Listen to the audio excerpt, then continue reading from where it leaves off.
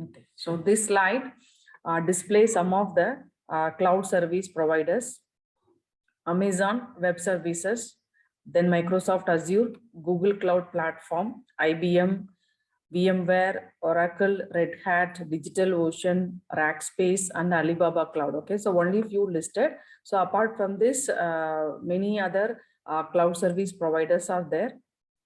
Okay, so when it Amazon, if you take Amazon Web Service, okay, it is a secure cloud service platform, okay, provided by Amazon, and it provides various services such as compute service, storage service, database service, okay, then relational database service, then simple email application, and simple queue. Simple queue is a service for communication, okay, that is communication between applications which runs in the cloud. Okay, these are the some few services offered by Amazon Web Services. Okay, but Microsoft Azure, it is also known as Windows Azure. Okay, it is also known as Windows Azure. It supports various operating system, databases, programming languages, frameworks, and so using that, okay, developers can develop the applications, they can deploy the application in the cloud, and they can manage the applications. Okay, then Google Cloud Platform, it is a product. Google Cloud Platform is a product of Google. It consists of services like big data services, networking, compute, and storage services. Okay.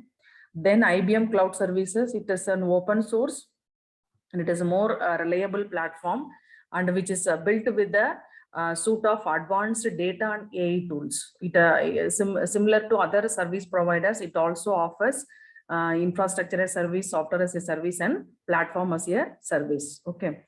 By default, all the service provider provides compute. So compute in the sense virtual machine. Okay, virtual machine, storage, network, database, and other services. Okay, the services which are common. Okay, common.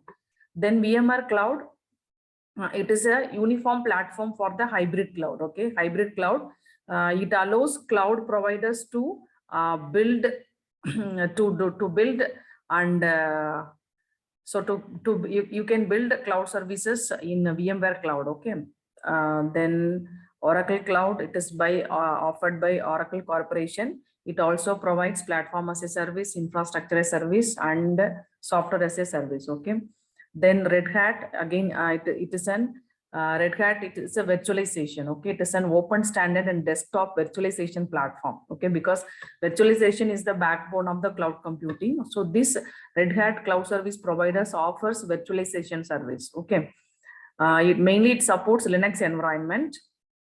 Then DigitalOcean, again, it provides computing services. Mainly, it provides computing services to the organization. Rackspace, it allows the developers to host their web applications. Okay, you can host your web applications, and it also supports backup service. Okay, then it also supports block storage. Then you can also avail servers from this service provider. Okay, then Alibaba Cloud, again, you can it's used to develop data management and highly scalable cloud computing services. Okay, see, the scalable, reliable, these are the important terminologies used in cloud computing. Okay, so when you say it is a scalable service, okay, scalable in the sense whenever there is a demand, okay, you can increase your you can increase the number of resources. Okay, and when the demand is less, what you can do, you can deallocate the resources. Okay, so that is what it is, a scalable service. Scalable in the sense as per your requirement, either you can increase or decrease your resource requirement. Okay, so these are the some of the cloud service providers. Okay, then what are the technologies which led to the development of cloud computing? Okay, so virtualization, service oriented architecture, grid computing, and utility computing. So virtualization, you know, okay, virtualization, it is used to create virtual resources. Am I right? Virtualized resources.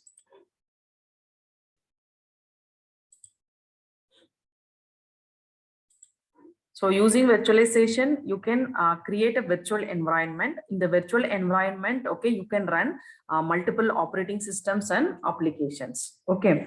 Using virtualization, so the cloud computing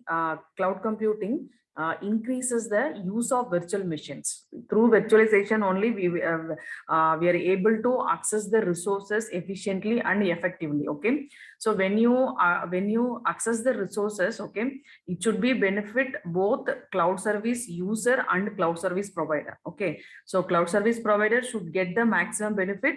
At the same time, cloud service user cost, the whatever the amount they are paying for the resources should be minimal. Am I right? But the what do you say that both both the parties should be benefited from the cloud computing. Okay, so that we can achieve using virtualization. Okay, then so it virtualization increases the use of virtual machines. So that is one thing. We have different types of virtualization. Okay, we will discuss after this in the first unit itself. We have what is that? We will discuss about virtualization. Just only this introduction to virtualization. Okay, we have different types of virtualization. So hardware virtualization, software virtualization, storage, operating system, data virtualization. Okay, so this virtualization is a technologies used to create virtual environment. Okay, you might have studied in operating system. Virtual memory you have studied, right? Yes or no? What is virtual memory, students? In operating system you might have studied.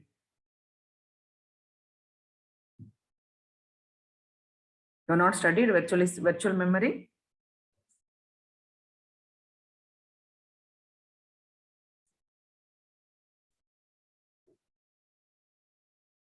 Cache memory you studied? Yes, ma'am. What is cache memory? It's smaller in size, but much faster than physical memory. Where it is there? Where it is there, cache memory?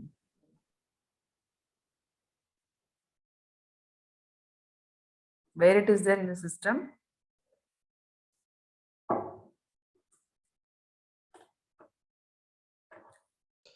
RAM, ma'am. The RAM. Check in the Google. Okay.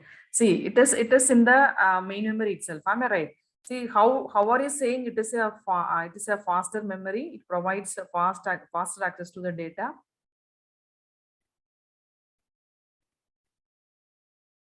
Because recently accessed data, whatever information you access, that will be stored in cache memory. Okay, so that when you refer the data next time, what happened? First it refers the cache memory. Okay, the data is there, so you can fetch from it. Otherwise, so it has to access the secondary storage, right? So that is how the cache memory work. Okay, so virtual memory, since the main memory size is very small. Okay, main memory is very small and it is expensive, so you cannot you cannot use main memory to store the data which is always required. Am I right?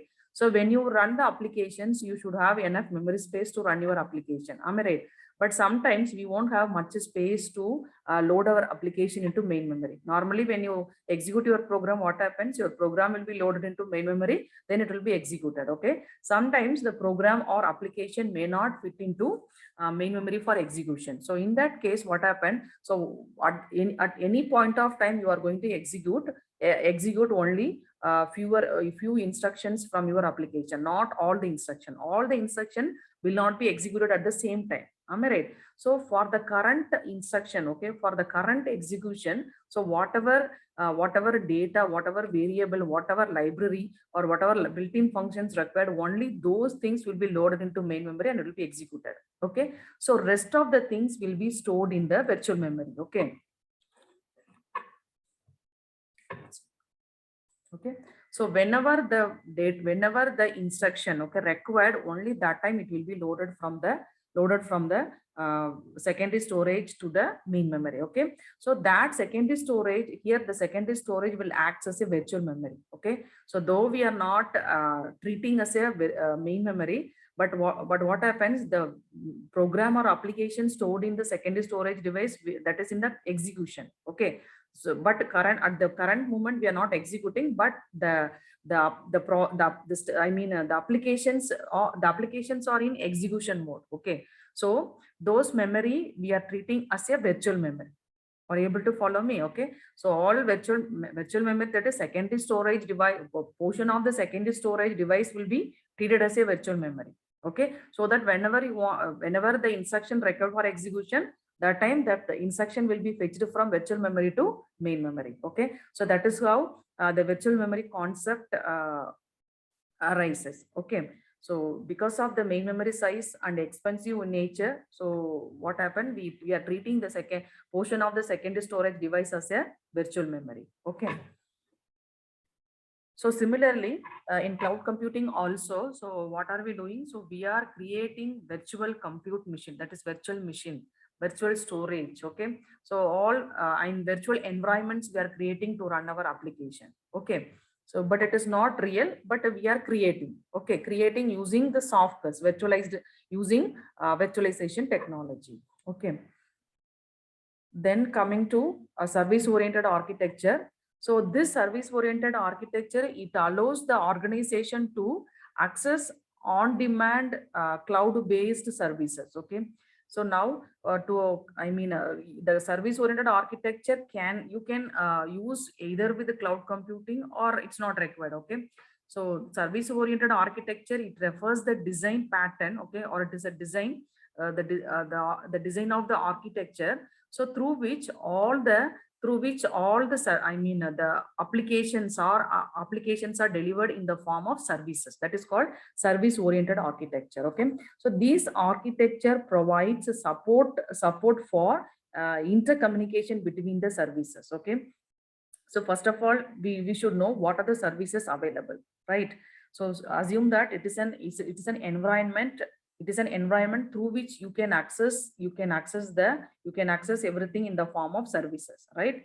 So first of all, you should, for example, if you are developing an application and you want to include payment option in your application. Okay, so first, before developing, so you should know whether that payment option is available as a services. You know, lot of third party payment options are available. Am I right? Just you have to incorporate in your application. You don't need to develop from the beginning. Am I right? So first you need to know whether the services is available or not. Okay, so the service oriented architecture, it maintains a repository of the services. That means it gives the list of services, what are the services available. Okay, so you can send a request to the repository and you can identify whether the particular service is available or not.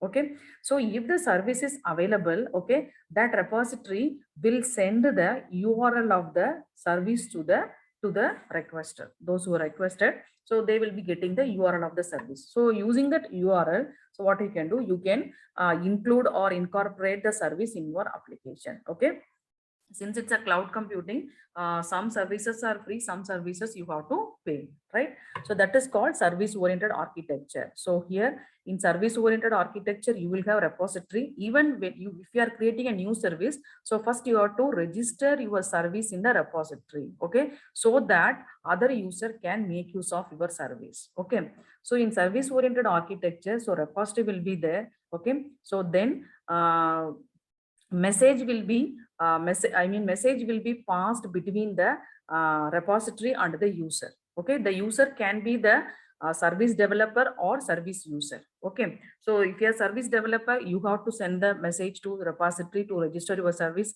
If you are the user, you need to send a request to the repository to in order to make use of the service. Okay, this is called service oriented architecture. So you can use this service oriented architecture either with the cloud without or with the cloud computing. Okay, then after that, grid computing. Okay, so grid computing, it is also known as distributed computing. Okay, distributed computing. So what it does, this environment, it combines various computers from multiple locations to achieve a common goal. Okay, so that is this is mainly this grid computing platform is designed mainly for scientific community. Okay, because when you process the nature of the scientific application is it requires huge amount of memory, okay, and huge amount of processing power, okay, because it generates huge amount of data. Scientific applications, maybe I don't know whether you have come across any scientific applications, for example, the weather forecasting, okay, even in healthcare also many scientific applications are used, okay. So normally these scientific applications are data intensive application. Data intensive means the applications which consume huge amount of data and which produces huge amount of data as output, okay. So for such applications require huge amount of storage, and I mean the processing power also it should be more, okay. So in a normal organization cannot support that infrastructure, so that is why so this grid computing is evolved, okay. What it does, it connects the resources from multiple locations, and all the connected computers will be performing or it will be moving towards a common goal. Am I right? So that is how grid computing is evolved. Then utility computing. So now this utility computing, it is the most trending IT service model. It provides on-demand computing resources. Okay, you have to based on the usage, you have to pay. Okay, so it minimizes the associated cost and maximize the utility of the resources. Okay, that is the advantage of utility computing. So whereas in the grid computing there is no concept of pay per use. Okay, so utility computing. So how we are using water and gas utility. So based on the usage, we will be paying. Similarly, so in utility computing, based on the usage of the resources, you have to pay money. Okay. So now the combination of all this, the virtualization, service-oriented architecture, grid computing, utility computing, this all led to the development of cloud computing, because we need virtualization to deliver the resources, to deliver the virtual resources. Okay.